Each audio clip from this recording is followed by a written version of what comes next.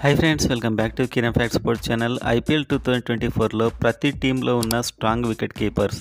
So ఒక ఇద్దరు wicket keepers names అయితే ఈ వీడియోలో చూడబోతున్నాం. And A team wicket keeper అంటే మీకు చాలా ఇష్టం అనేది కామెంట్ చేయండి. అండ్ అప్డేట్స్ కోసం అయితే సబ్స్క్రైబ్ చేయండి, వీడియోని అయితే లైక్ చేయండి ఐపీఎల్ ఫ్యాన్స్ అందరూ. సో వీడియోలోకి వెళ్ళినట్లయితే చెన్నై సూపర్ కింగ్స్లో డివాన్ కాన్వే ఓపెనర్, అండ్ ఇతడు ఒక వికెట్ కీపర్ కూడా. అండ్ ఇంకొక వికెట్ కీపర్ మీకు తెలుసు, match winner Mahendra Singh Dhoni. So Mahendra Singh Dhoni అయితే ఇతడు ఒకవేళ లేకపోయినా కూడా Devon Conway.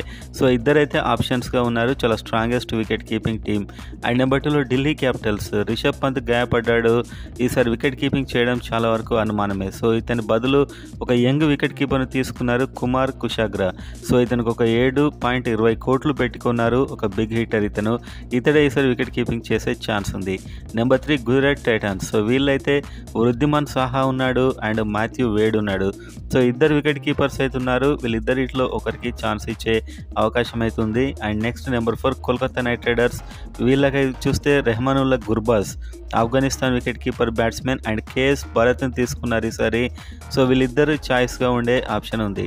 And number 5 Lucknow Super జెయింట్స్కి క్వింటన్ డికాక్ ఉన్నాడు అండ్ కేఎల్ రాహుల్.